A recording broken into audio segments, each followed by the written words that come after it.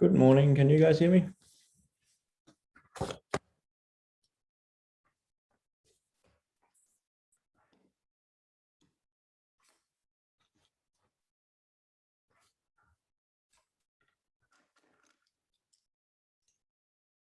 Good morning, guys. Can you guys hear me? Yes, we can hear you. Alrighty, how are we doing? Pretty good. How are you? Are there any questions before we get started?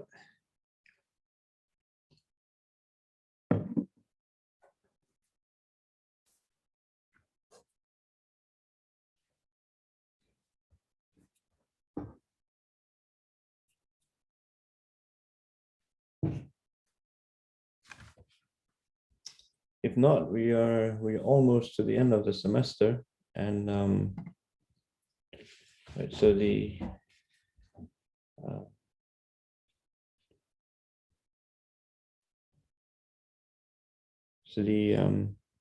we have two lectures left, right? So we have today. Today we're going to be looking. We started doing stopping times. There are some more examples on stopping times.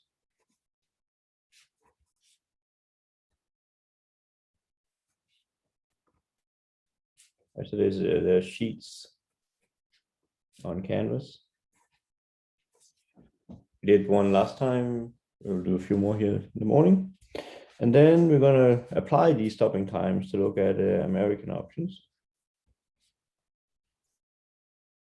And so here there'll be an overlap with those of you who are in 622, where you're working on with Professor Pham. You've been working through various chapters in that textbook, and so the one that we're going to be working with here is these two chapters, 8.3 and 8.4. Okay, so this is 8.3 and 8.4 in 3 volume 2. And then finally, we want to turn to the numerics, as we're going to be looking at an algorithm that's called Brennan-Schwarz. And this is a minor change to homework 5 to solve homework 6. So this is Brennan-Schwarz algorithm here.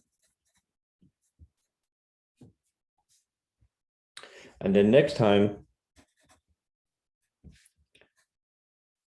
and this is going to be the last time,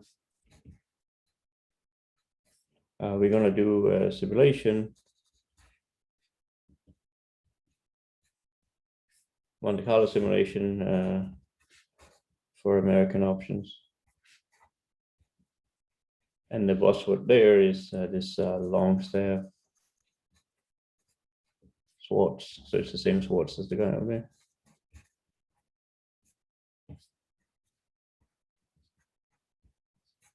So it's this Longstaff Schwarz algorithm. This is so this is for homework 6 has an optional simulation part.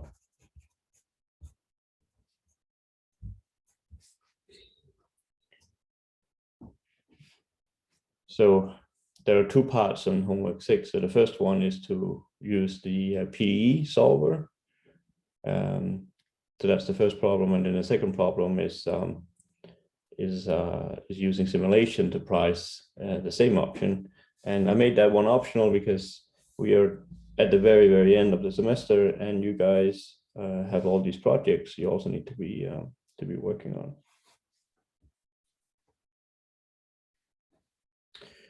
Okay, so before we start on today's list of topics, I just want to make sure that are we all good on? Are there any questions before we get started?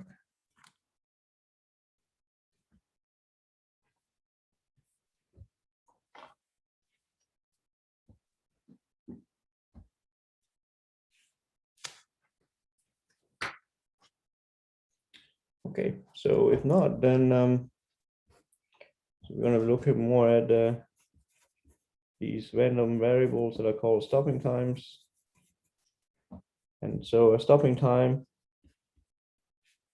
this is a map that goes from our sample space omega, and then it takes positive values, including infinity.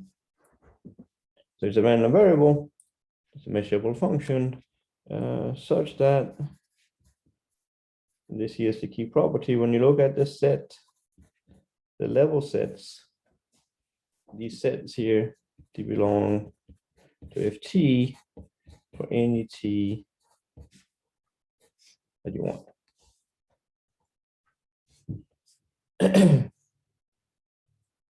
Right, so stopping time, this is a random variable. It's a random variable tau, such that this property here holds.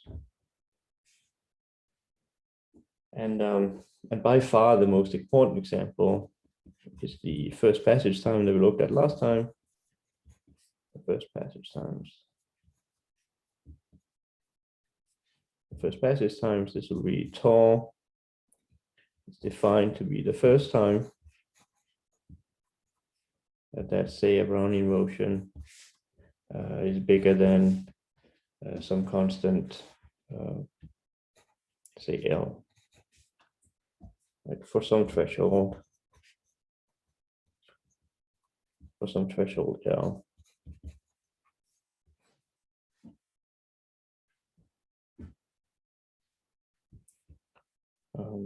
And so we see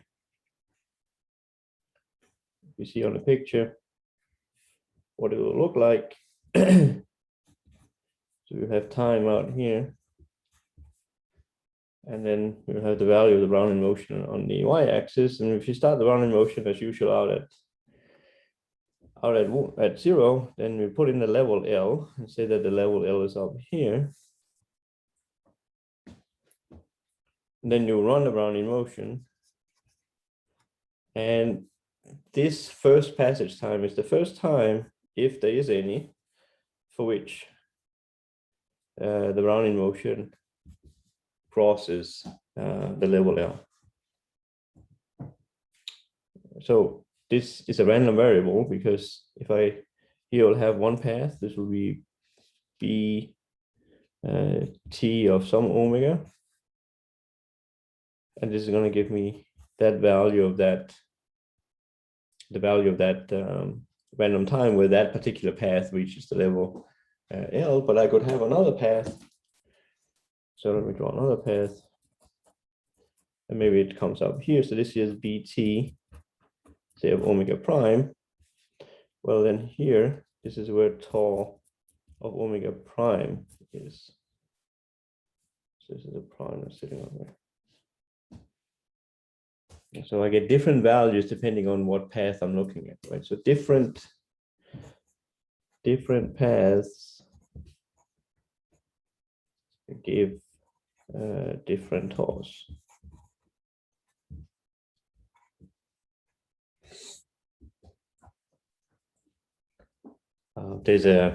Of course, when I have this definition here, I need to check that something like this here is true. So let me just, I'm not going to do that, but if you want, you can find it in here. You can find it in here, and let me just show you where you can find it.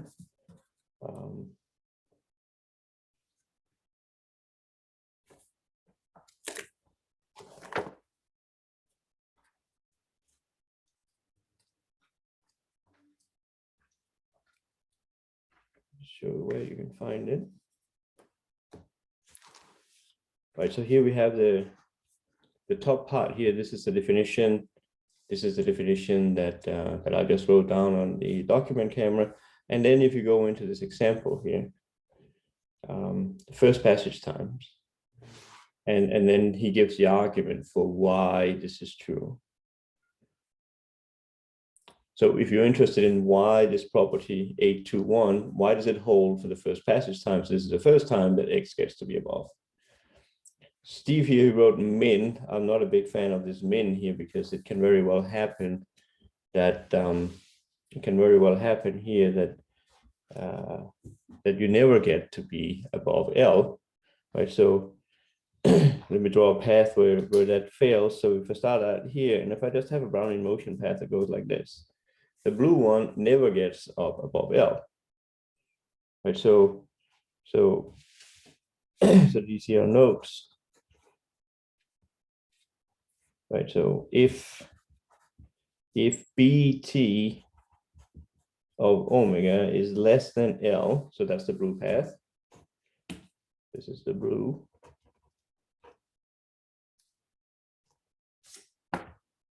Tau of that omega. So maybe I should call that BT of double prime there.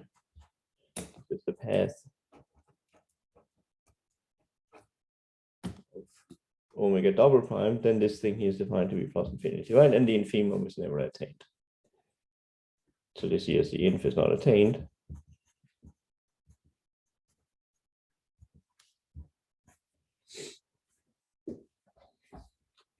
Like there's no t where you're above. So this is the infimum of the empty set, and you assign the value plus infinity in that case. So here you should see Shreve volume 2, section 8.2. So we did an example, the example we did last time. You spent quite some time looking at these first passage times, and one thing we proved last time was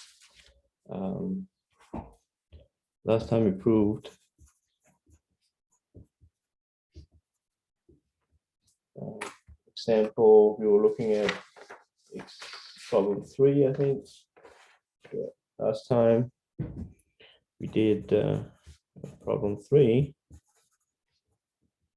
where one thing we proved was that the probability that tau is finite is actually equal to 1. That was one thing we proved.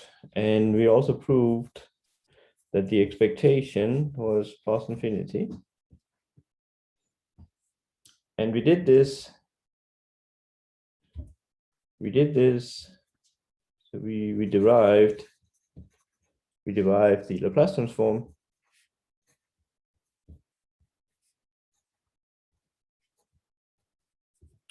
So this was the expectation of e to the minus lambda tau. We proved that the Laplace transform was exponential of minus square root 2 lambda for lambda positive.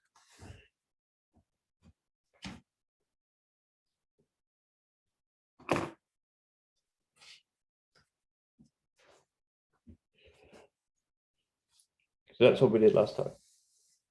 So we proved that there are paths that, like the blue one here, where you never cross. But if you look at the probability of all those paths, these omegas that lead to such paths, you will have 0 probability. With probability 1, every single Brownian motion path is going to reach a level L. I think last time we did it for the level 1, but the choice of that constant is not so important. You can make that work for any level that you want.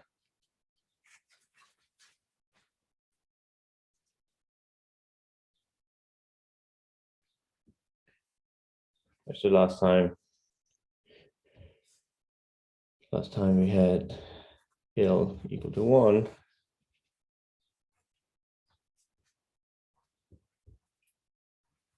And we saw these properties, but the particular choice of L is not relevant for the analysis we did last time. Are there any questions about what we did last time?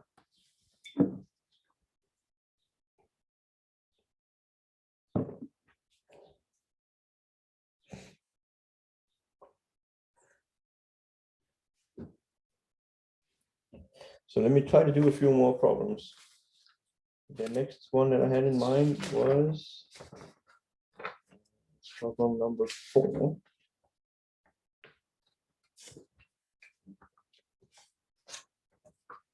I think this was mentioned last time, but let me just highlight it. So if we do number 4,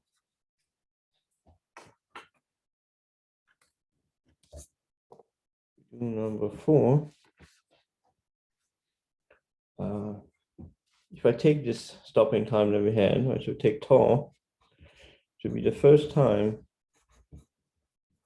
Brownian motion becomes, say, 1. Then by the previous, I know that the probability that tau is finite is equal to 1. So if I look at b tau of omega, right? So this is this random variable. This is defined to be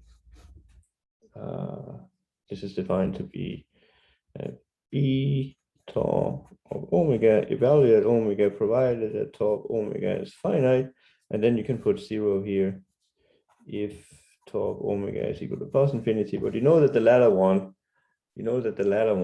is has probability 0. So what we get here is,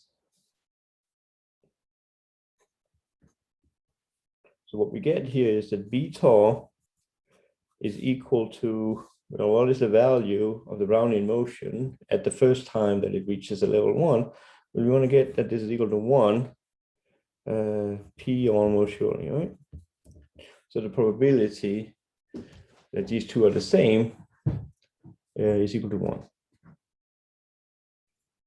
And so what this problem number 4 is about is to say that, well, on one hand, so this is just a warning.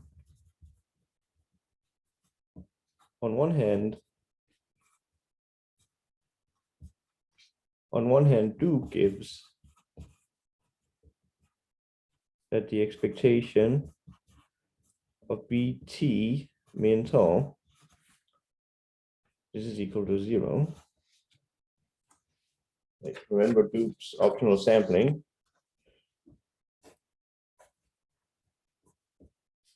Duke's optional sampling.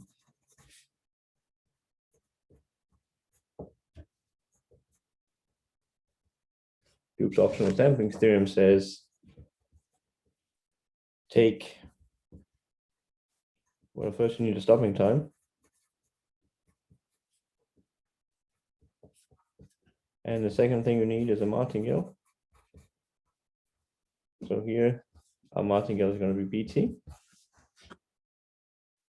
So Duke's optional sampling theorem says you take these two, you mix them to Bt min tau. So that's going to be a new stochastic process. This is again a martingale. Just as Bt without the stopping part is a martingale. So you can take stopping times and martingales and you can mix them. And so write that 0 here. This is exactly Bt when t is equal to 0. That's the initial value. This is B0 min tau.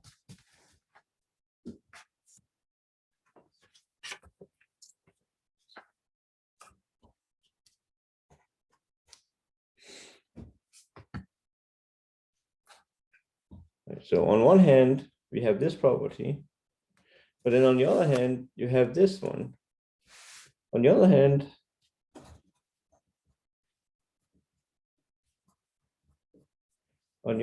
you will have that the expectation of B tau is equal to 1. So you have something here that is seemingly in you have a 1 here and you have a 0 here, right? So watch out for situations like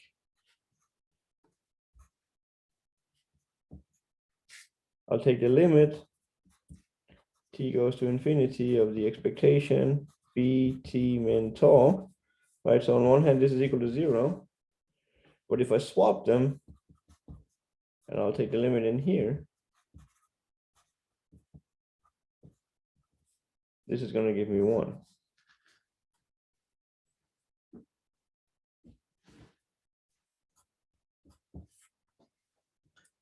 So you have a limit outside the expectation. If you just pull the limit inside blindly, then you're going to get something that is not true, because on one hand you have a 0, on the other hand you have just 1. So be careful when you do this. And so instead, so you need to use dominated and monotone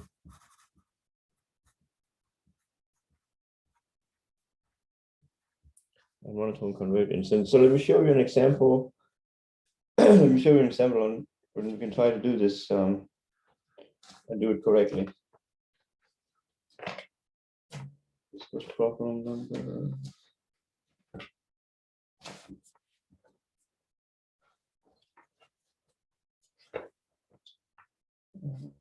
Problem number 7. Are there questions on this before we do the next one? So this one here, this question number, problem number 4, there was this warning that you cannot just blindly pull the limit inside and outside the expectations, because you're going to be led to a situation like this one, and it just spells trouble because you have a 0 here and you have a 1 over here.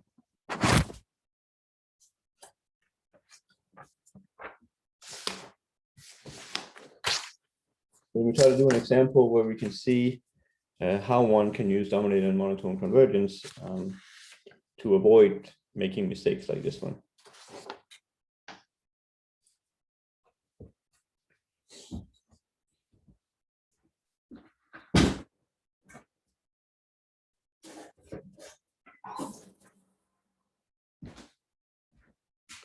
So problem number 7.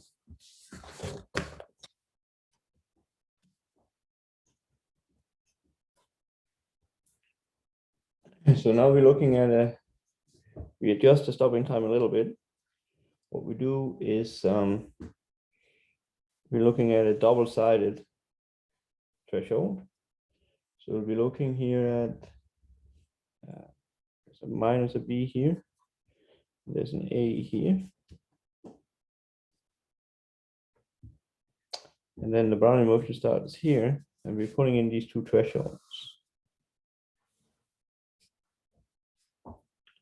And then the Brownian motion runs.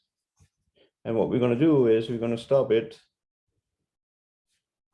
We're going to stop it the first time that the Brownian motion exits this band. So this is the first time for which the Brownian motion is either going to be a or minus b.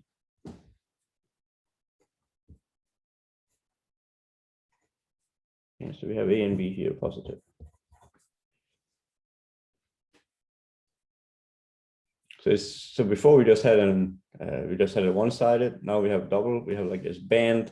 The Brownian motion runs in between, and we stop it the first time it comes out. Right, so when tau is finite, so when tau of omega is a finite number, so we have exited, we'll have that b tau of that value. This is going to be a number that is either a or minus b. And before we knew that it was going to be equal to L, or it's going to be equal to 1. Now there are 2 possibilities. Either the path can go up, or the path can go down. So the pencil one, let me call that bt of omega. Then this is tau of omega. If I call the blue one for bt of omega prime, then this will be tau of omega prime. And you can see the Brownian path it's either going to go up to a or going to go down to minus b.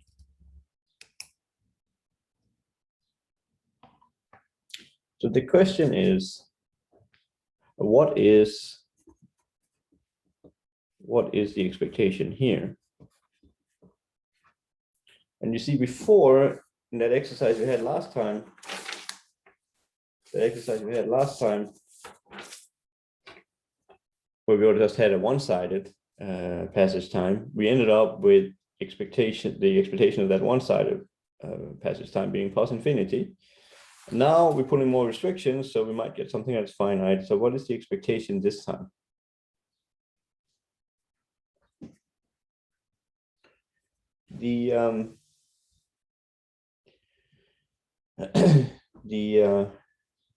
There's a hint in the problem, and it says have a look at MT being, what does it say, T minus f of bt for the function f of x. It's going to be a quadratic function, and it's going to have these roots a and minus b. So it'll be x minus a times x plus b.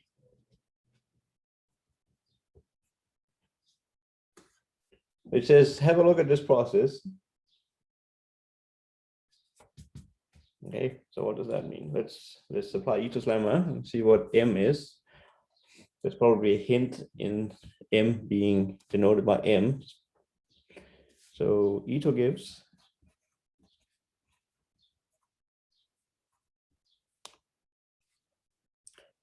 us the dynamics dmt. Well, the first one is easy. This is just going to be a dt.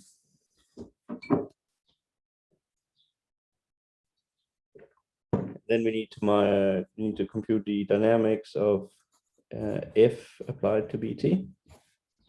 So then I need derivatives. Okay, so maybe I'll simplify over here a little bit. This will be x squared, and then it'll be x times b minus a b. Is that right? So x, this is x squared.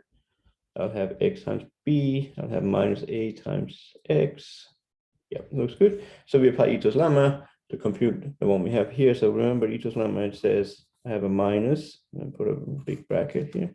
I'll get f prime of bt dbt plus, and then the credit variation term is 1/2, then f double prime of bt, and then the credit variation of Brownian motion. This is time. So this one here is time.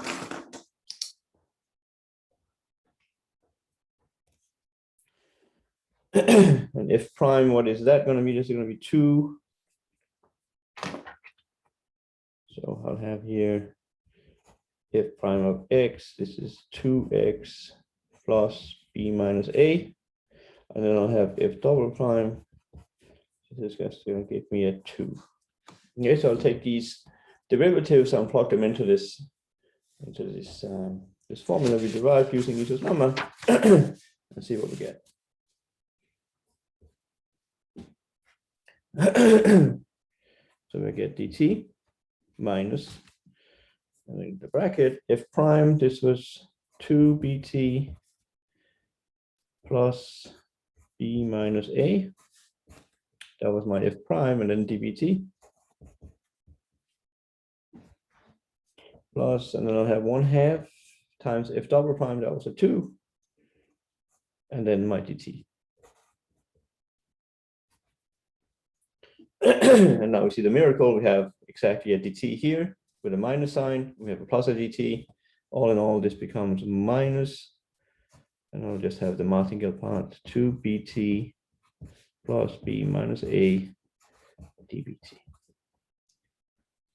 So m, we'll write out what m is. So mt equals the initial value and then the integral.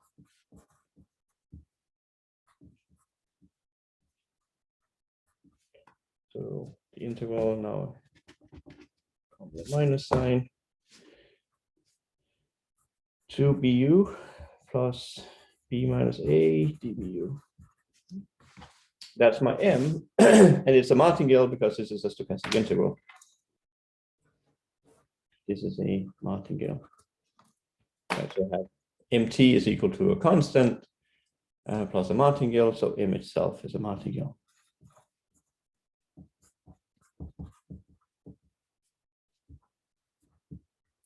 So m is a martingale. And that was one of the key components that we needed to use. We needed to use Dup's optional sampling. Right, remember to use Dup's optional sampling theorem. You need to have a martingale. And you need to have a stopping time. And we have these two ingredients. So we have our stopping time, and now we have a martingale. So we can combine them, and we can use Dup's optional sampling theorem.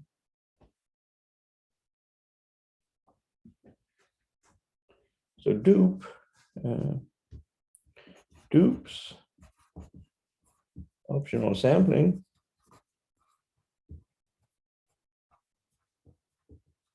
gives us that MT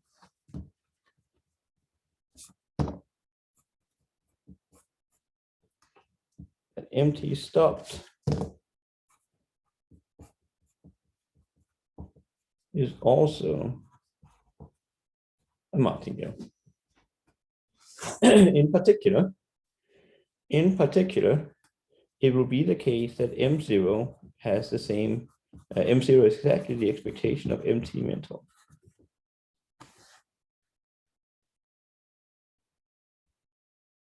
And then you go back up here and you figure out what is M0. Well, you pull in t equals 0 on the right hand side, you're going to get a 0 here, you're going to get minus f of b0. Minus f of b0. Well, b0 was 0, that's where we always start out. So you're going to get that value.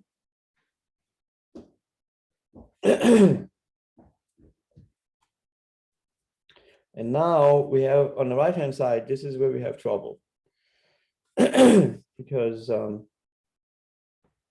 we want to take a limit now, and that limit at some point has to be put inside, and this is problematic. So we know take limits. Take limits, you're going to get that minus f of 0 is equal to, I'll take the limit as t goes to infinity.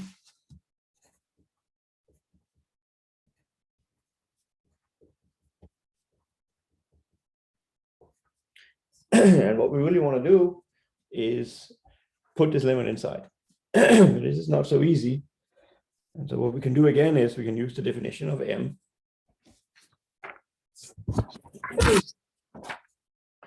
Excuse me, so I can use the definition of m. I stop it at tau, so I put t min tau here, I put t min tau here, and then I take the expectation outside, and then I take the limit. So here I'll have t min tau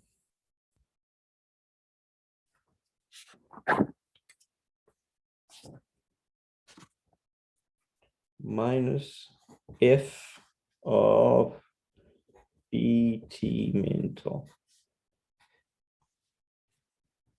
So we have two components now, and I want to pull the limit inside, and so this is where we had to be careful. This is where these results like dominated and monotone convergence, this is where those results need to be used in order to avoid making mistakes. And so here we have two terms, and the way that it's set up is that I'm going to use a monotonicity on one, and I'm going to use the dominated convergence theorem for the other one. Like so, first for the monotone, like we note that this map that maps t into t min tau, and this is monotone.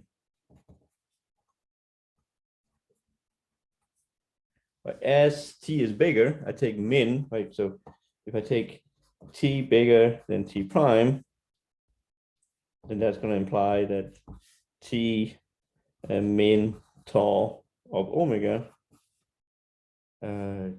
this is going to be bigger than T prime min tau of omega for any omega. So I have monotonicity. This is monotone in T.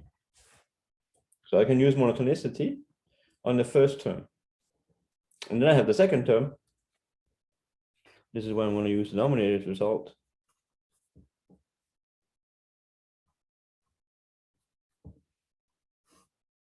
If I look at if I look at BT min tau,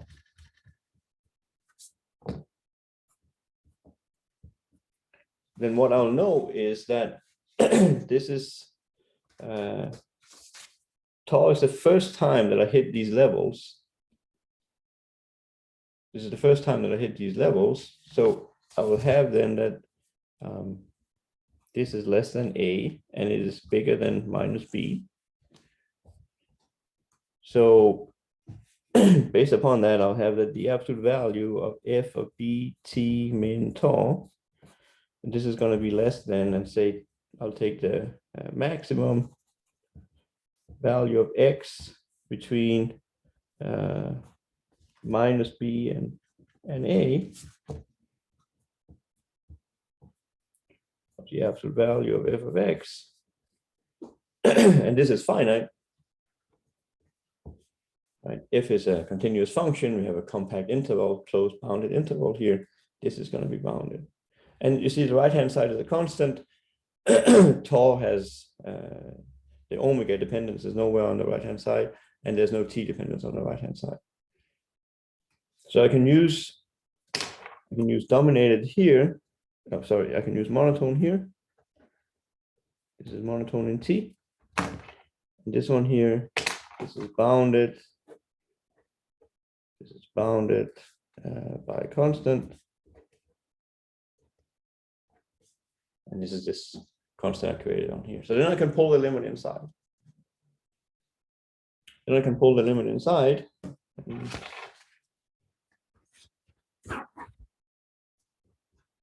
I can pull the limit inside and I'll get the result. So I have that f of 0, there's a minus sign, yeah, there's a minus sign. And this is equal to the expectation of tau. Put the limit inside. Tau is finite with probability 1. T goes to infinity. I'm going to get tau minus f of, and the same thing here, it'll be b tau.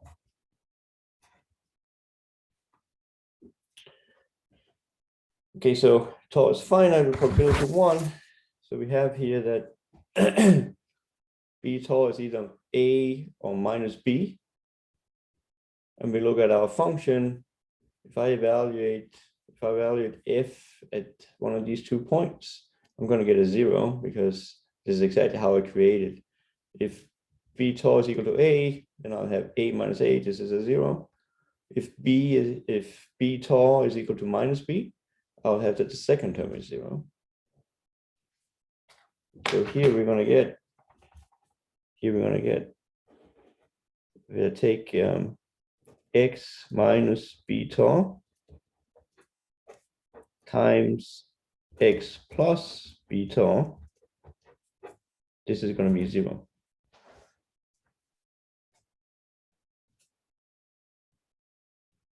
I shouldn't say x here. Switch the roles now. Oh gosh, this is I messed up the roles here. It's b tau that should be x, right? So this here is wrong. It should be minus an a. And then I should have b plus, right? It's x that I'm replacing with b tau here. So I have my b tau minus a. So if b tau is equal to a, then this term becomes 0. And here I'll have b plus b tau. So if b tau is equal to minus b, then this term is equal to 0. So when I move over here, what I'm left with is nothing else than the expectation of tau. And this one here is simply because f of b tau Let me write it out again, and this time not make mistakes. This is equal to A minus beta times B plus beta. Right, and this is equal to 0 because beta belongs to minus B and A with probability 1. And so this gives me the expectation, and I can write out now here what is this minus F0. It's minus F0. So I have a 0 here. I have a 0 here. This is equal to A times B.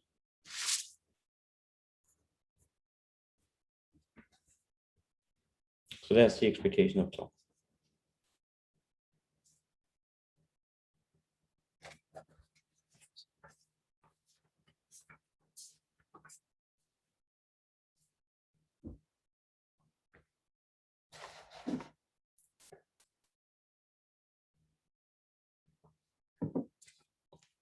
Any questions so far?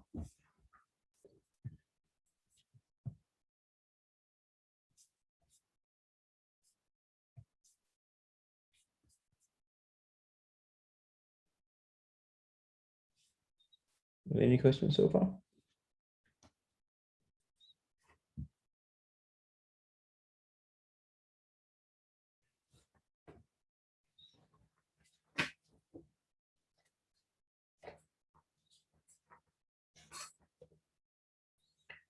Alice is asking, can we go over the dominated convergence again? Yes, we can. So let's have a look at the actually the dominated convergence says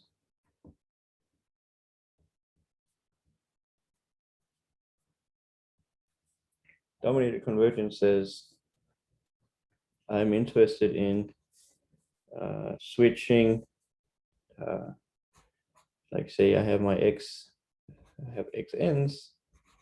and I want to pull a limit inside.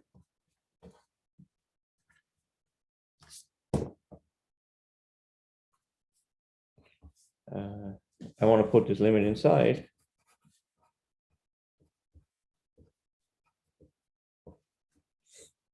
And this is dominated convergence says that this here is okay if I can find a y which is positive, if there exists a y such that you need a couple of properties. So the first one is that the y has to be integrable. I say it's positive, so I don't have to take absolute values, but I have to be integrable. And 2, it has to be the case that xn of omega in absolute value is bounded by y of omega for any for all n and for all omega. In our case,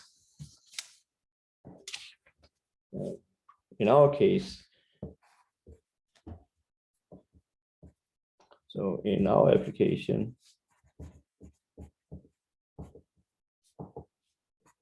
in number, what number was it going to do?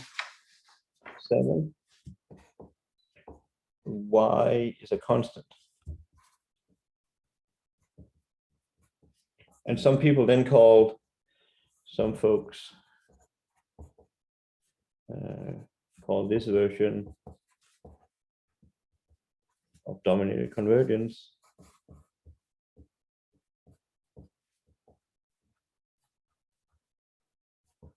for bounded. So that's the word, bounded convergence. Because you have a constant. Right, so what was it we had? We were looking at B T min tau. Okay, so now T is our n variable. These ones here are random variables. Right, so I need to find something such that this here is bounded by y of omega, the t variable has to be gone because it's the t variable I'm taking the limit of. So this has to be true for any t and any omega. I have to find such a thing. So that was one property. And the other one is I have to make sure that y is integrable. So when I integrate over my omegas, I'm going to get something that's finite. If I can do that, I can interchange for the limited side. Okay, so let's have a look. See, how big is this one? Well, you know that tau is the first time. It's the first time BT gets out of the band. Right, so T min tau, this is going to be less than T. Sorry, this is going to be less than tau. But we will also have, so this is going to imply that BT min tau, this is going to take its values between minus B and A. Because this is the first time I would get to be at the endpoints. So at prior times, I must be somewhere in here.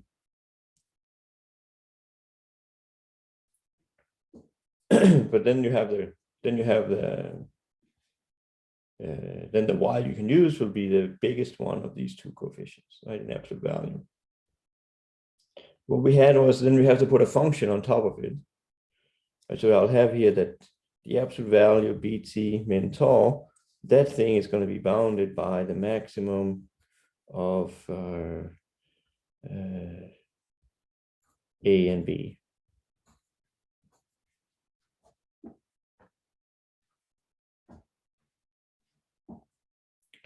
And if you want, you can then put a function. We have this quadratic function outside. If I wanted to have this thing, then an absolute value, how big can that get?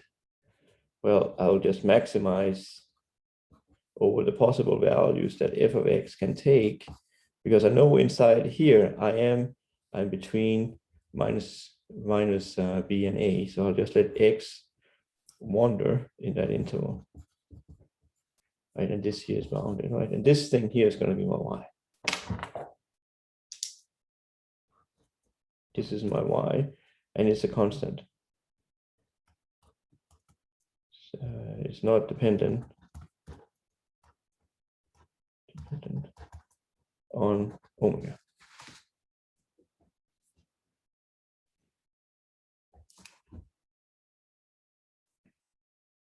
So in particular, if I take the expectation of a constant, I'm going to be finite.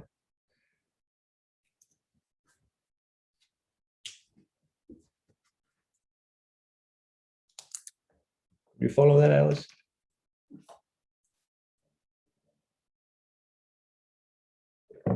Yep. Other questions or comments?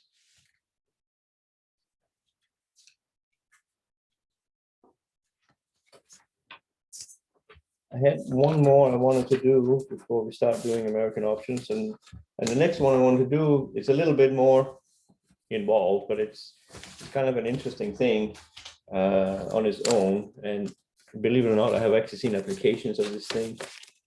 That's why I put it there. So we will not see these applications in this class, but there are applications out there of this result.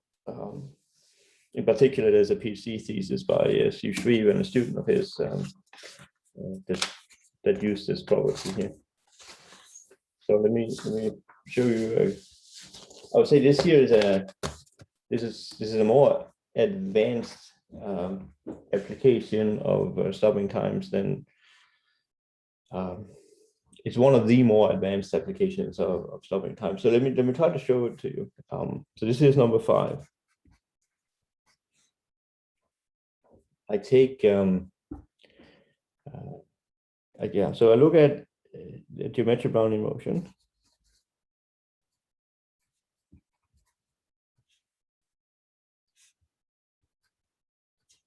I look at a geometric bounding motion. So let me call it MT. So this is an exponential of, say, sigma.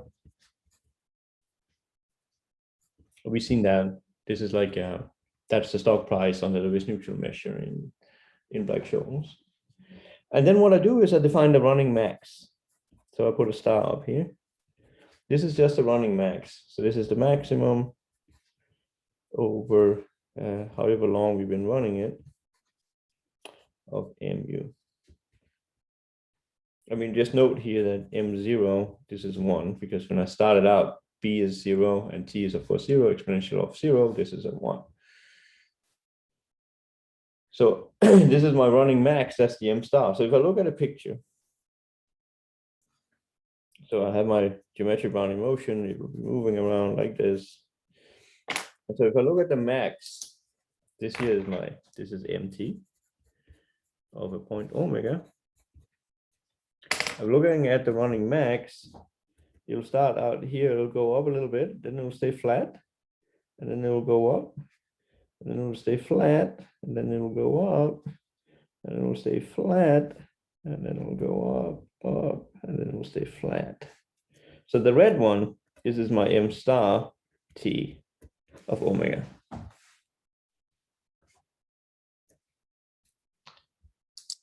So here's a crazy question. So here's the problem is,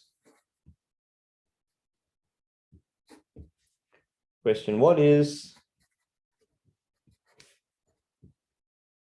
the distribution of this quantity? So what is the distribution of this random variable? 1 over, and then the limit of this m star. You can see here m star is monotone, so this is just a node. M star t is non-decreasing, right? So it has a limit. So this m star at infinity, this exists. And since it starts out at 1, right, that's the one we had up here. It starts out at 1. This limit here exists in the interval 1 to infinity. Right, so this random quantity here, this is something that belongs to 0 to 1.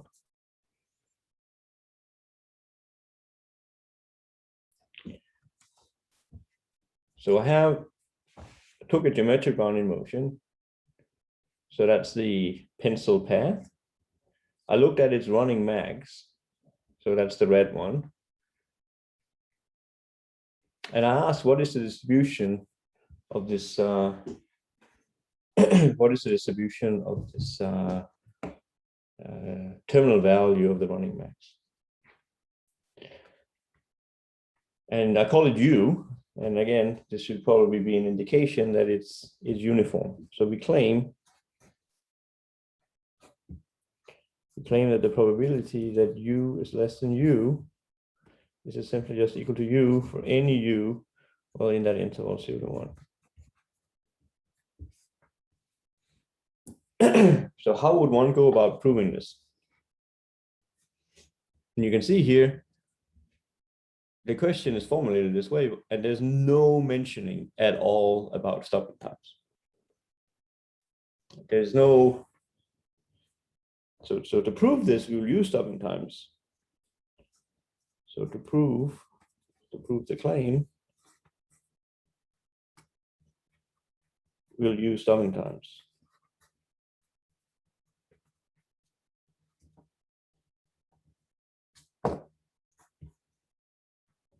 But you're not mentioned. You're not mentioned anywhere in the problem.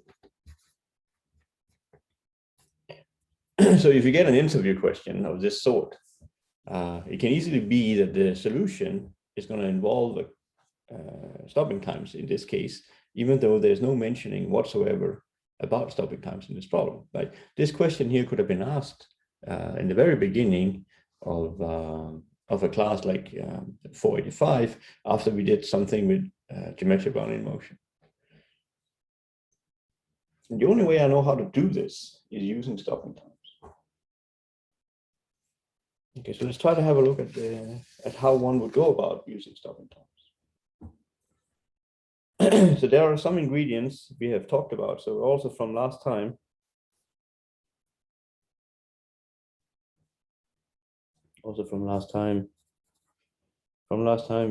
we know if I look at MT and I look at the limit, I would get the 0. So I know that, so there's no star here. It's just that the geometric bounding motion is going to converge to 0 as t goes to infinity, right? So recall that argument, right? This was the one where you said we would write something like e to the sigma bt minus 1/2 sigma squared t. We would write this out. This is my m. This is my mt. I would write this out. I'll pull out the factor t. So I'll have e to the sigma, and then I'll do bt divided by t. And then if I want this to be true, I would have to have a sigma divided by t out here.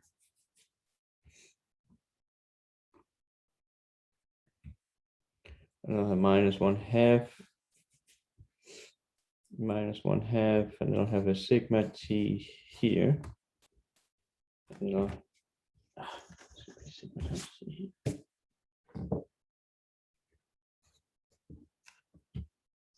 get it all done, right? So I think this was right. I factored out a factor of sigma t. And what we did here was, what we did last time was to study bt over t, and we showed that this one here would converge to 0. And the way to think about it is like bt, this has a distribution 0 and then a variance t. And then if I divide by t, then this would have the distribution 0, and then the variance would be 1 over t. That was what we exploited last time. Because you're going to get a t squared here, and you have a t, and so the t wins downstairs. So if that goes to 0, then everything inside the parentheses would converge to minus 1 over 2 sigma. And then everything, when you then include the exponential of sigma t, right, then you get that this converges to, that's going to go to infinity, right? And then you're going to get that this thing would go to 0 because you're going to have exponential of minus infinity, right? And that's your 0. So we did it in more detail last time by computing the probabilities. So here's, I'm just recalling like a little heuristic argument what we did last time. So what it shows here is that mt dies off as t goes to infinity. Okay, so what we're going to be doing now is we're going to try to figure out what this distribution up here is. And the way that we'll do it is using stopping times. Okay, so for a value u between 0 and 1, I want to look at the stopping time. Then we call it 1 over u. It is going to be the first time that the martingale mt becomes 1 over u. Remember again that the martingale m starts out at 1. Right, so 1 over u, this is a big number because u is between 0 and 1, so this is a big number. So you're going to have 1 over u is somewhere up here. On the picture, 1 over u could be somewhere around here.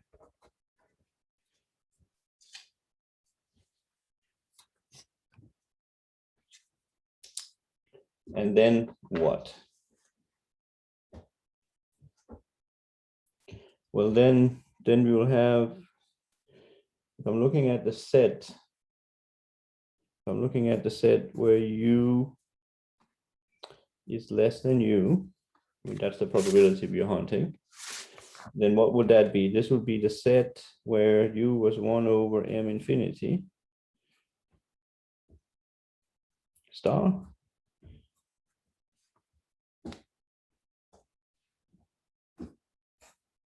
So this would be, I'll just move around, I'll have that this is 1 over u, that this is less than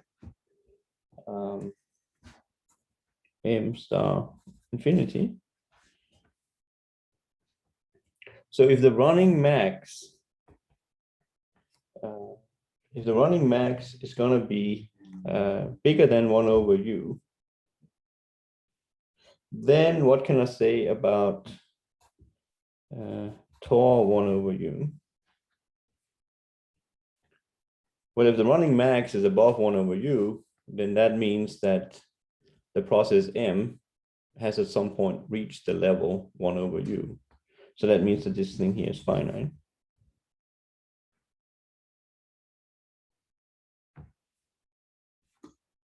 So these two are the same, right? So if I'm saying here that the maximum process is bigger than 1 over u, then that means that m has reached the level 1 over u in finite time.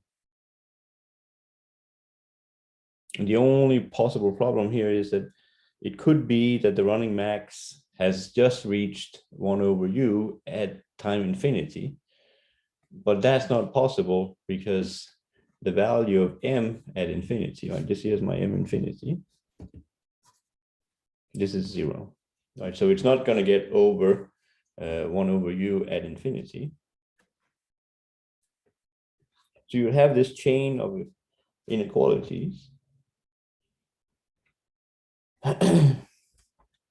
So that set that we're interested in computing the probability of is exactly the probability that the stopping time is finite. So is this finite, or is it plus infinity? What is it? Well, this is, then we go back through the usual machine. We'll now use dupe and so on. So dupe gives us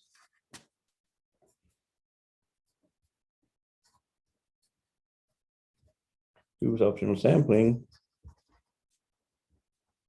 gives us that if I stop the martingale, I'm going to get the initial value. Okay, so that's 1. This is my initial value. This is going to be the expectation of m.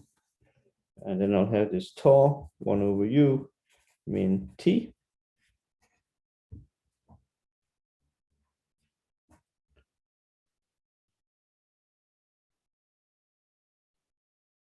So I need to figure out, so then I'll take the limit.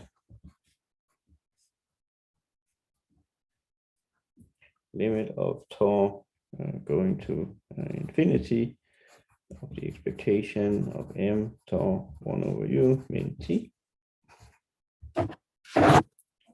Now what do I get inside here?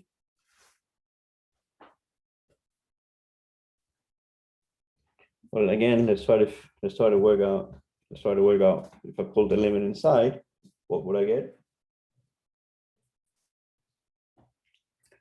I'm trying to figure out what this what I have in here. So I'll have we're going to note we did this one last time too, that if I take the limit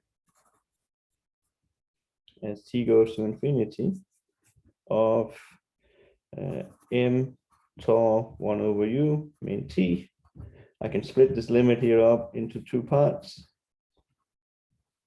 We did that one last time as well. So we had this here would be, I can look at it when the stopping time is finite, plus when it's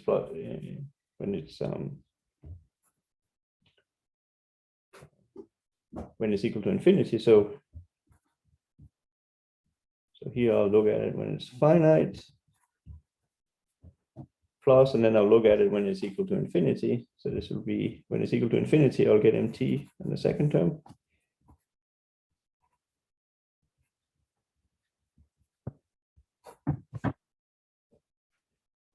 And so now I'll pass tau inside.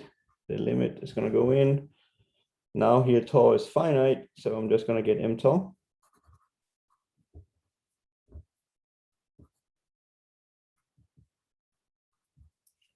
And on the second part, I'm going to get m infinity times this indicator.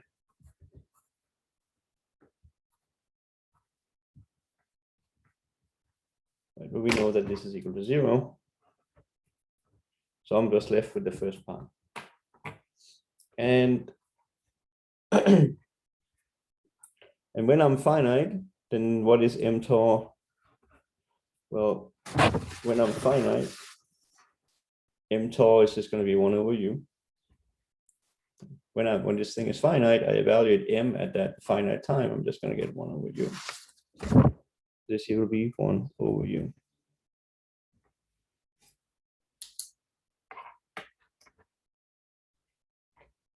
So can I pull this thing inside? And the answer is yes, because m bounded is positive.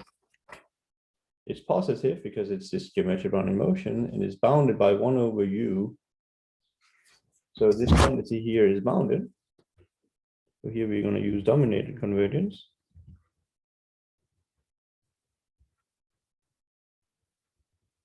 And I'll put this limit inside. I'll get 1 over u times the expectation of this indicator being finite. And this is, of course, the probability.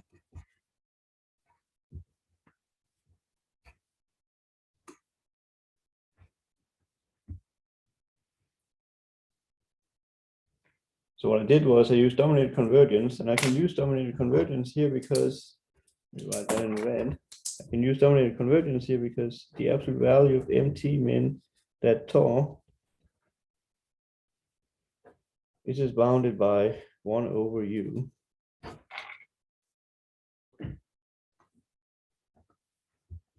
So I get now an expression for this, the probability of this thing being finite. This is exactly equal to u.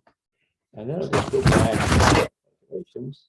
If I know that this thing here is equal to u, then in I shouldn't rewrite it out in detail.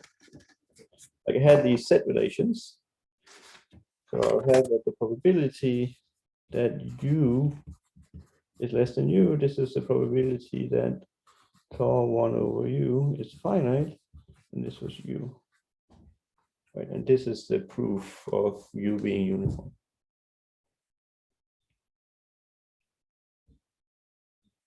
So the key thing that happened was was this one here. It related the problem at hand to this stopping time. And then because of that, we were able to use these theorems that we talked about, dupes, optional sampling, and so on. And it gave us exactly that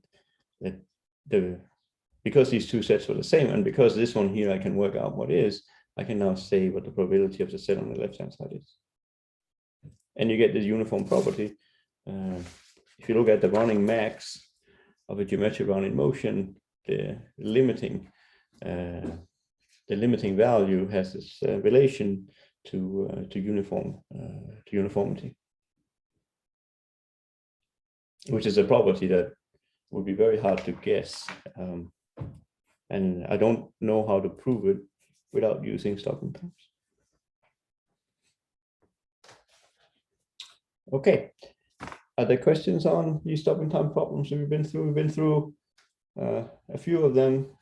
It's this sheet of problems here that I've been taking from. There are, I forget how many there are, maybe 10 problems, 14, 15 problems.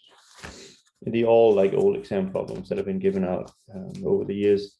And if you're interested, excuse me, if you're interested, you can pull it from Canvas. I think at this point it's time to move on to American options and see if I can get you guys ready to solve that last homework problem in number 6. Are there any questions or comments before we move on?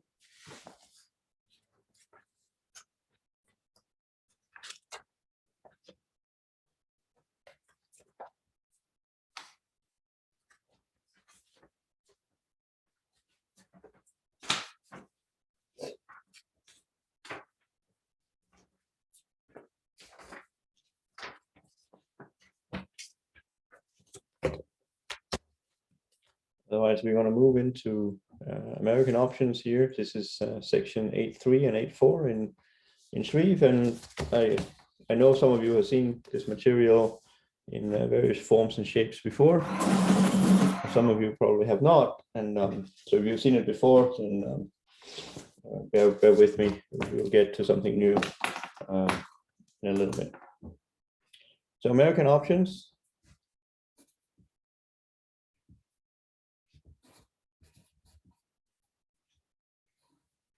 This is going to lead to a nonlinear. These are nonlinear. These are nonlinear problems. Right, so there is an optimization component.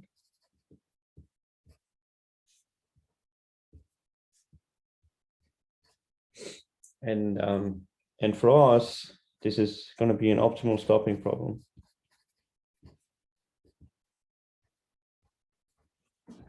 An optimal stopping.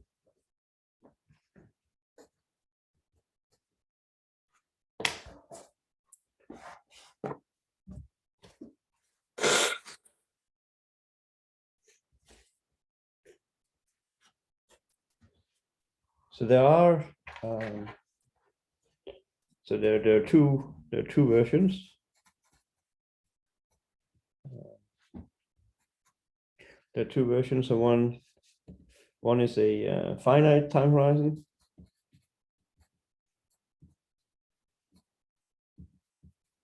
So you have t running between 0 and infinity,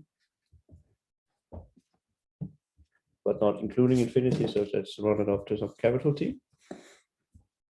This here is this is section 8.3, and the good news here is that this is section 8.4. Sorry, finite horizon. This is section 8.4. This is also going to be the one that you have in homework 6, and then you have the infinite. This is also called perpetual. This is when t runs between 0 and infinity. And this is section 8.3.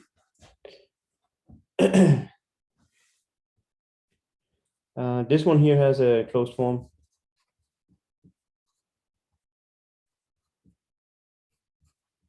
And this one here, there's no closed form.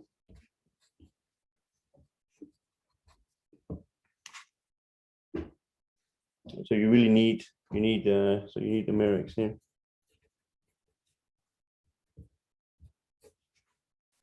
This one here is the one we're going to start out with.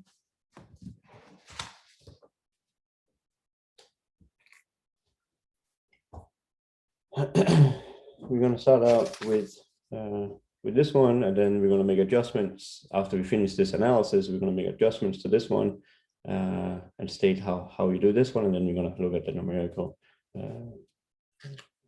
adjustments that we need to get the code to work. So the perpetual one, the perpetual American put.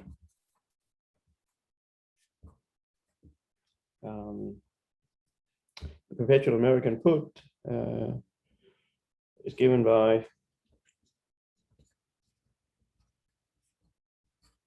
and Shu calls this V, and he calls it star downstairs, and then is 0. And this object here, this is defined as V star is 0. So the price of a perpetual American put is given by this quantity here. And this quantity is defined by a supremum. So you're taking a supremum over stopping times tau. Then you're computing expectations under the risk neutral measure of the discounted up to time tau. Right, so there's a constant interest rate. And then the puts payoff in case you exercise is given by K minus S tau, positive part. And we're only going to exercise here when tau is finite. But there's no upper bound here.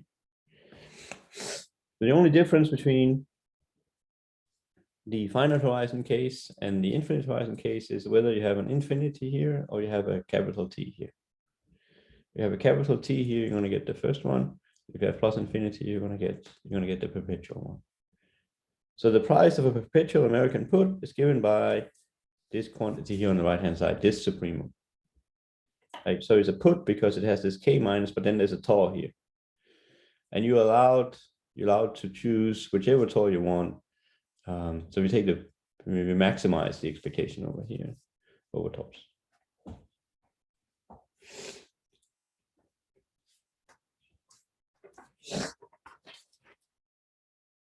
So what we're going to be doing now in the next hour or so, half an hour or so, is to solve this. This is an optimal solving problem. We're going to solve it. And the way that we're going to solve it is going to be doing a bunch of guesses and then do verification. Right, so we're in Black-Scholes. In Black-Scholes, we will have a money market account with a constant interest rate. We're going to have a stock which has a well, it has the interest rate as the drifts, and then it has constant volatility. And we'll have some initial, that is 0, that's the initial stock price.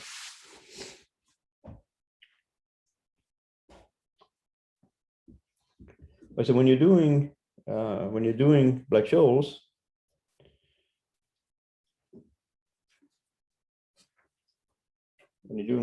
you want to have your wealth to be given by a function of S. So you'll have, I think we call it xt. This is going to be some function of t and this t. And I want to look at dxt. What is going to be df of t as t?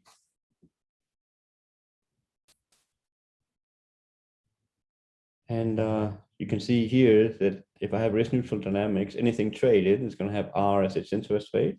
Right, so this is going to be equal to R xt dt plus something and then Brownian motion.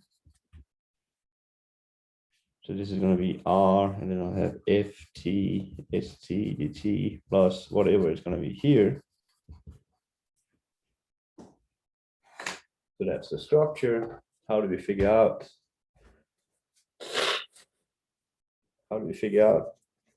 How to get R here? Well, we apply Ito's lemma.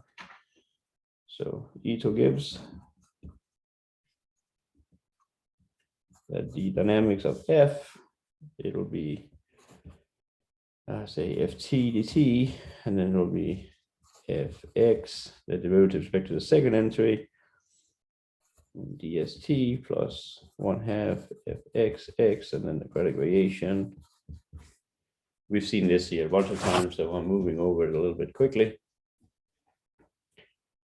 We'll have ft dt, we'll have fx, and then ds. We plug it in up from the assumption that we are in Black-Scholes, so this will be st r dt plus st sigma, and then the risk neutral Brownian motion, and then credit variation will be 1/2 fxx, and then credit variation of s is going to be s squared sigma squared times 1/2, and then Brownian motion's credit variation is dc. Right, and what I want it to be equal to is rf plus some, I want this to be equal to rf dt plus whatever is here, and then the Brownian motion. Right, so I need to make all the drift stuff here equal to R, and that's going to give us the Black-Scholes PE.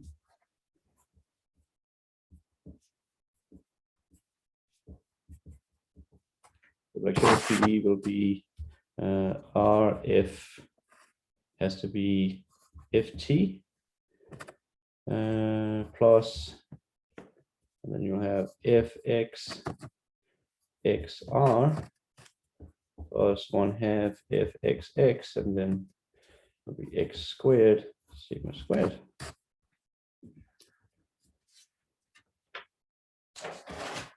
Of course, at the end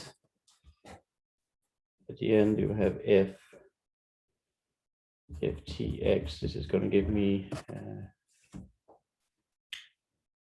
this is the Black-Scholes PE for Europeans.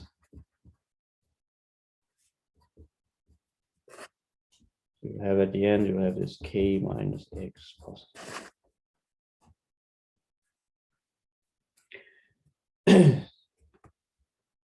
The question is, how am I going to change this up to get a solution? How am I going to change this up to get a solution of the perpetual American put in the same model?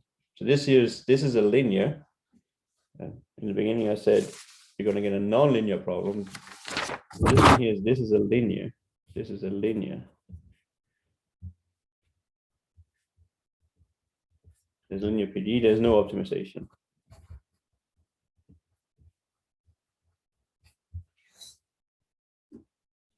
Okay, so now, how do I adjust the quantity I have here to case of the perpetual American put? Well, we're going to make some guessing. So adjustments. So we're going to have some guesswork now. Guesswork for the perpetual.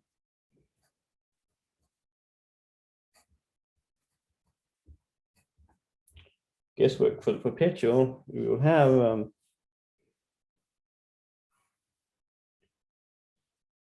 so up here we'll have the value function. This is my Vx. Say S0. So we have S0 here. If I look at the hockey stick, so this is K minus the stock price. So if I draw the picture here, this is, let me write it in red. This is to see for you guys. This is my K. This is my K minus say S0. So what are we thinking? We're thinking, so this is some guesswork. So we're thinking that when S is big, so when S is big, then what? Are we going to continue or are we going to stop? Well, when S is big, if I stop, I'm going to get K minus something big. That's presumably going to be very small when I take the positive part. Right? So here I'm probably not going to stop. And we continue. We don't stop.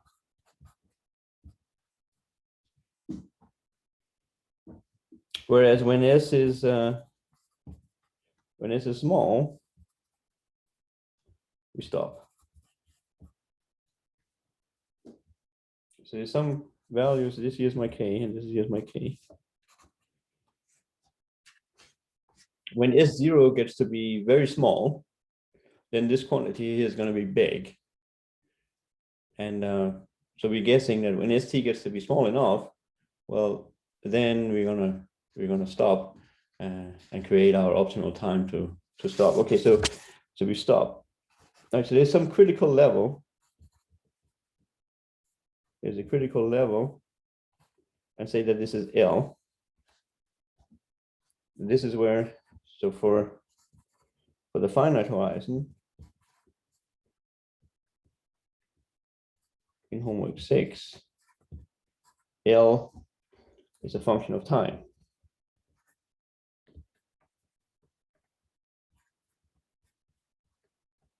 But now we're doing the perpetual one. So there's no time component. So in here, there's an L. So when S is small, so when the stock price drops sufficiently low, there's some level in here where we stop. That's the guesswork. And now, how would that look like?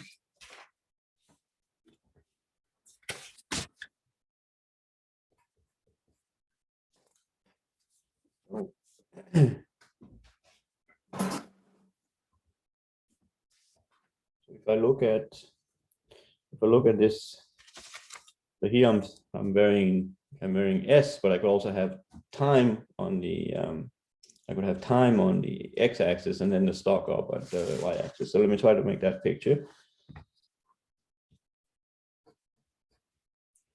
So we will have, say this is time. So there'll be some critical level, this is what we're guessing, and then there's the strike. The strike is above, and inside here you'll have your S0.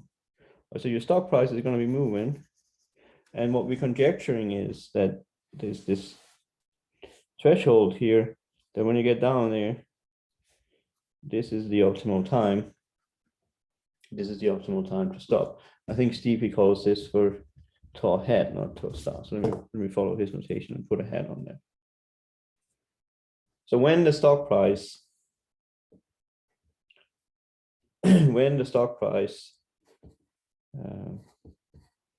becomes L, this is my tau hat. That's what we're guessing, that this is the random time that is gonna this is the random time that's gonna attain. This is the random time that's gonna attain the supremum. This supremum here is going to be the same thing as when I evaluate this expectation at tau hat, if I can figure out what to choose for L.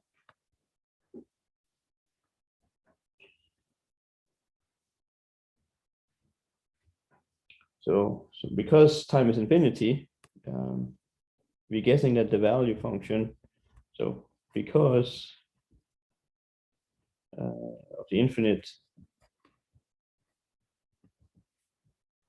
horizon,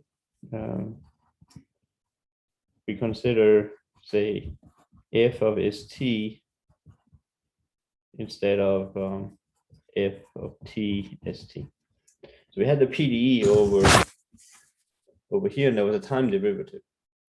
So when you have infinitely long objects, then time may or may not matter. Right now we're guessing, and we're guessing the time does not matter. So this term here drops out. So then you just have Rf is equal to Fx, and then so on. Right, so so we're going to get the PDE. You're going to get the PDE. This was Rf, and then it was Fx x times R plus 1/2 xxx x squared sigma squared. This is when we're continuing. This is when x is big. And then when x gets to be low, this is when we exercise. So we're going to get here that f of x is just the k minus x positive part. This is when x is less than L, right? Presumably this here is just k minus x.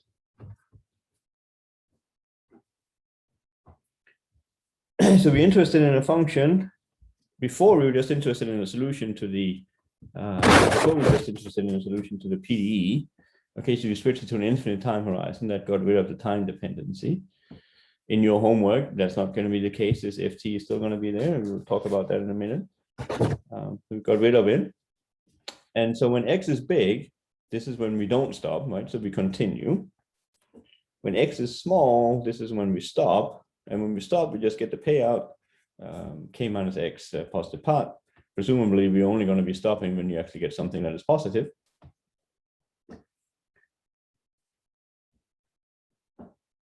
But we assume L here is going to be smaller, k, right? L is somewhere to the left of k. So what is the goal? Well, we're going to find these values.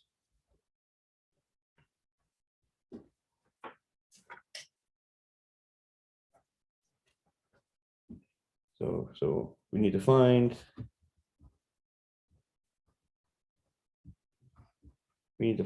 f of x, and we need to find this L. And then show that if evaluated as 0, this is exactly this one that we want.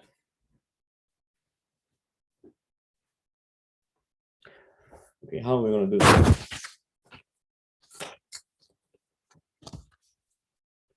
The the approach we're taking here is a lot of guesswork. And so what we do is we're guessing and guessing and guessing. And then when we're done guessing, we're gonna go back and then verify that indeed we have found the value function. And as a consequence, we also found the optimal stopping time. This tall head here is going to be optimal. But we need a prescription for how to find L.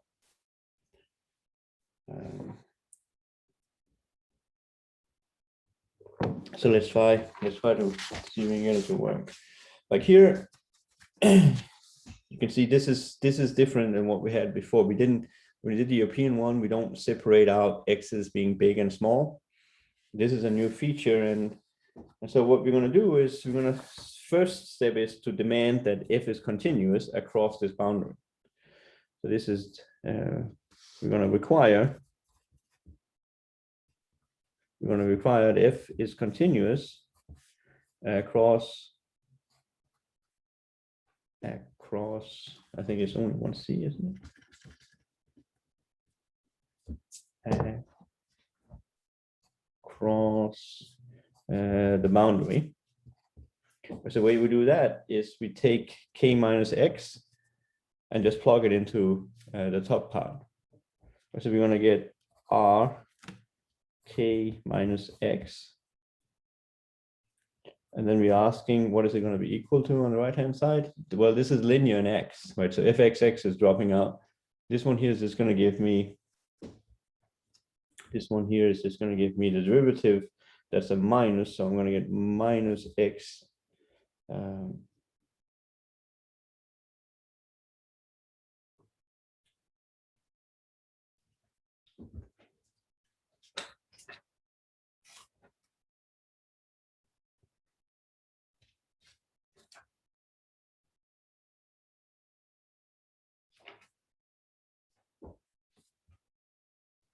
which is going to give me minus x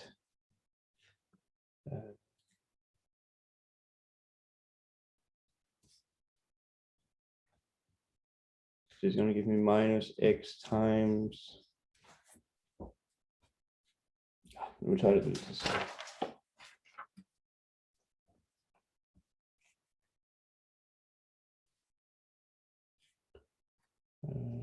K minus x to take the derivative.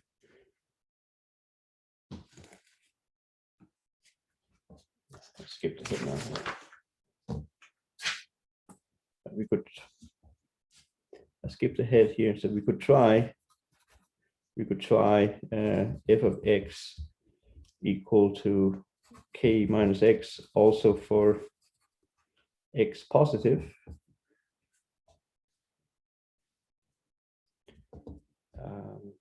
And so if I plug that in, I'll get r k minus x on the left-hand side. Is this the same as if I take the derivative with respect to x? That's going to give me minus 1 times xr. But this is going to give me the same.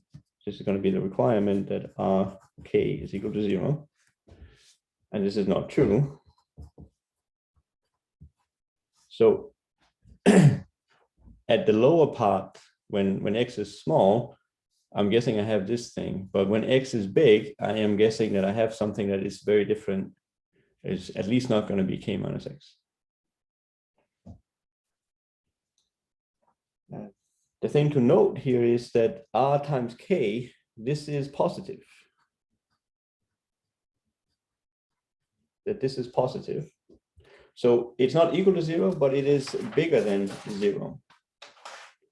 So we're going to get this. The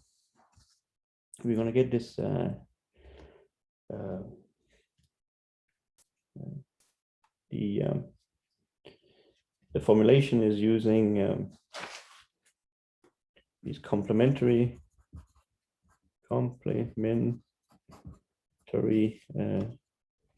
inequalities. It's going to be that RF, instead of having equality sign, what we're going to demand is that RF is bigger than or equal to fxxr plus 1/2 fxx x squared sigma squared everywhere. And we're going to demand that f of x is bigger than k minus x everywhere. And then we're going to demand that equality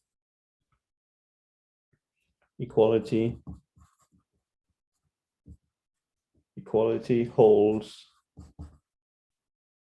at least one place. So we're softening up the requirements that instead of having Black-Scholes hold with equality everywhere, we're now going to say that Black-Scholes holds with inequality everywhere, and it's also bigger than this obstacle everywhere. This was the key thing here with this RK. You cannot have it to be 0, but you can have it to be positive. So these are these complementary inequalities, and this is ultimately what you'll have to solve. These are the things. This is what you need to solve. This is ultimately what you must solve in homework 6. Systems of this sort, where you have, instead of having equalities, you'll have inequalities, and there'll be multiple of them, and then equality has to hold at least one of the two places for all x. How does one go about? So in this particular case we have here, we can actually solve this in closed form. So if you look at exercise 8.3 in Shreve volume 2, you will see that if I take the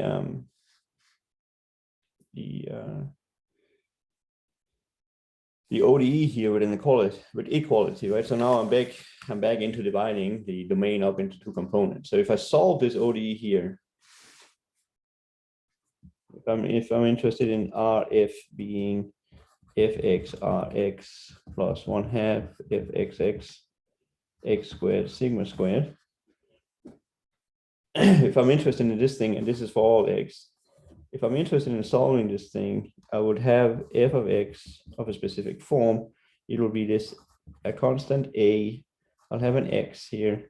And now comes the coefficients in the model. It's this minus 2r divided by sigma squared plus, and then a bx. For two constants.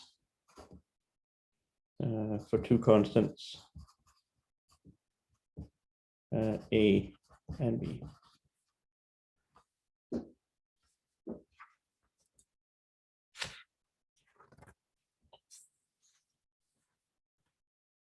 And so now we want to see how does this relate to V0? But V0, that was the value. 0.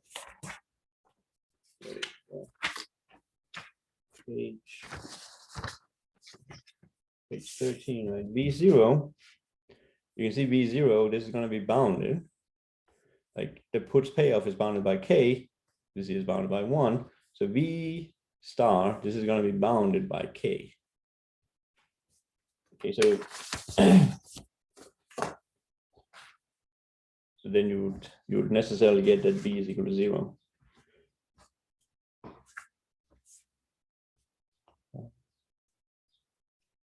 So V star is bounded.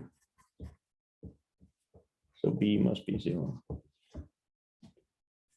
Then, so what we're claiming now is that we have this a to this power. This is what works when x is big. Right? So what we have here is when x is big, you will have ax minus 2r over sigma squared.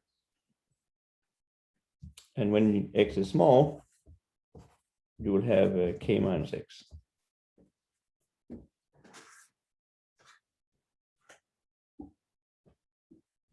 So this is our guess for V0. This is our V.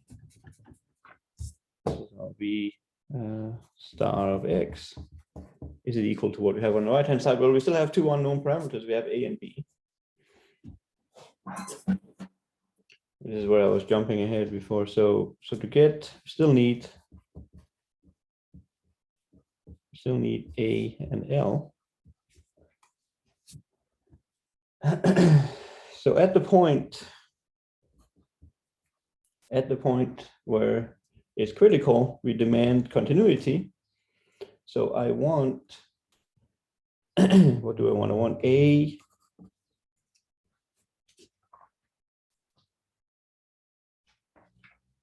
I want A x minus 2r over sigma squared.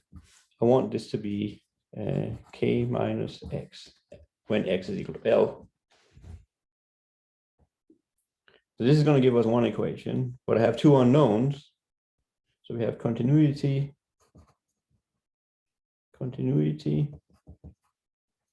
at this point. The next thing we want to have is differentiability.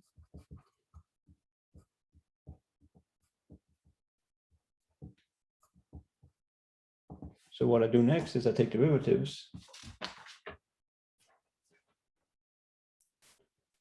Take derivatives with respect to x.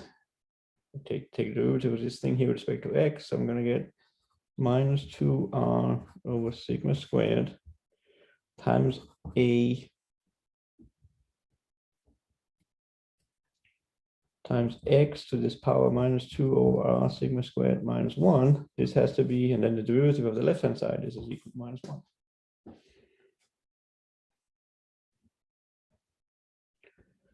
So I have continuity and I have differentiability. This thing here has a fancy name.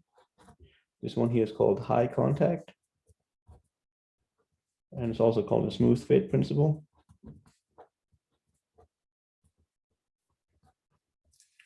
You'll see these words when you read the literature. So this is the guess. I want it, the right-hand side, I want this to be smooth in the sense that it's continuous, and also the first derivative matches up.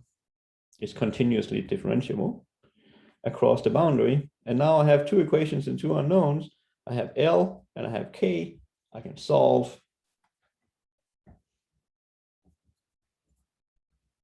for A and L. you will get the coefficients. L will be, if I copied it right, 2r over 2r plus sigma squared times k. I'll get A. This is k minus L to the power 2r over sigma squared.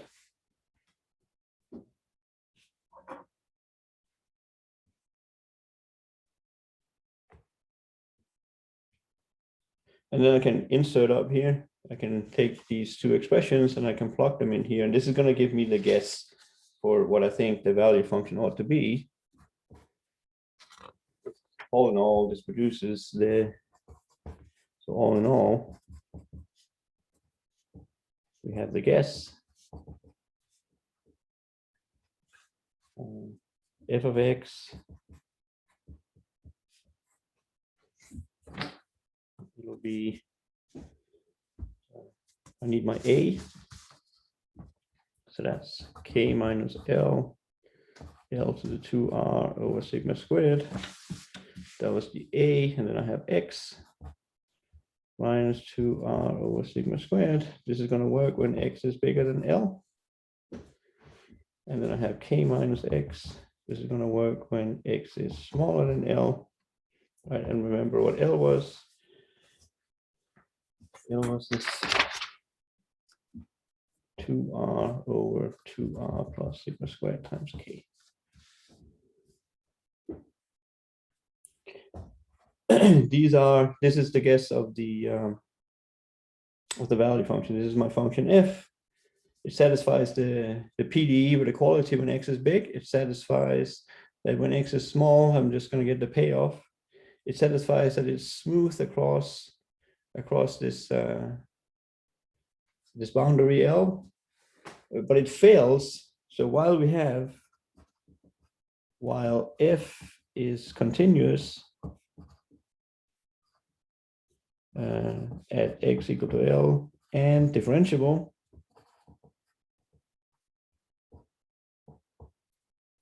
and also differentiable at this point. It fails to be 2 times differentiable.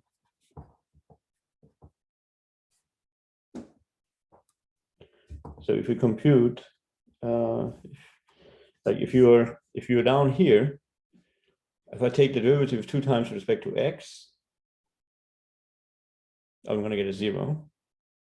And if I take the derivative up here 2 times with respect to x, I'm not going to get a 0. So it's not 2 times differentiable, and this is a potential problem. This is a potential problem when you apply Ito.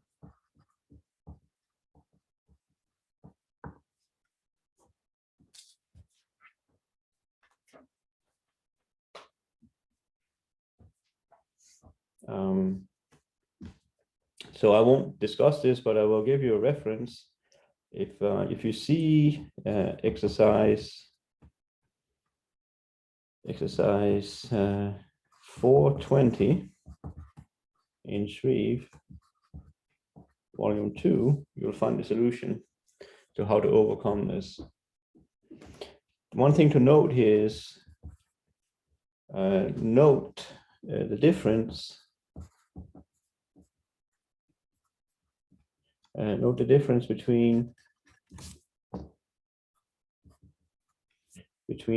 f double prime not being defined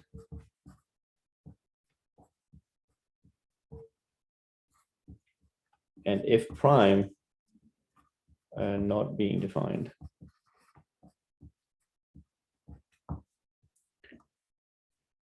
This one, however, this is our case. This one here is something you also sometimes end up in. So here it could, for example, be if I take the absolute value of bt, right? The absolute value function, if I take the absolute value function, this thing is not, if I take the value function to be just the absolute value of x, then the first derivative is not defined at 0. But that's not the case we have here. We are in this situation where the double derivative is not well defined at this particular point L. Everywhere else it's perfectly fine, but at that particular point it's not defined. And the reason that we get saved is when you apply Ito's lemma. Let's flip back to where we did it. Where we applied Ito's lemma is you had this fxx. This is where you needed 2 derivatives, and that came together with dt. So even though fxx in this particular case is not defined everywhere, it's not so bad. It's not terribly bad because you're gonna be integrating ultimately with respect to dt. It would have been much worse had this fx not been defined, because there you're integrating with respect to, say, in this case, Brownian motion. So these two things are not the same. There's a difference. And thankfully, the obstacle we are facing is the easier of the two. Here, Ito's lemma really just works the usual way. One is okay ignoring these few points where there is no double derivative because we only have 1 point. That's a potential problem. I think this is a good place to take a little break. And after the break, what I want to do is I want to do a little bit about the verification just to show you guys, and then we'll talk about the how to change the numerics in your homework to get the last homework problem going. Are there any questions before we take a little break?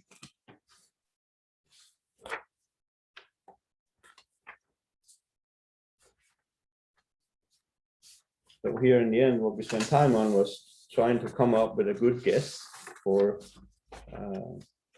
what the value function ought to be, and we came up with this.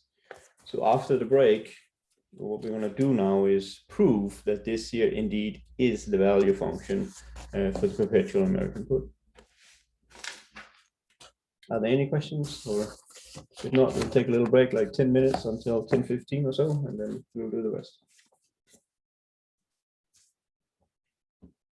Alrighty, I'll see you in a little bit.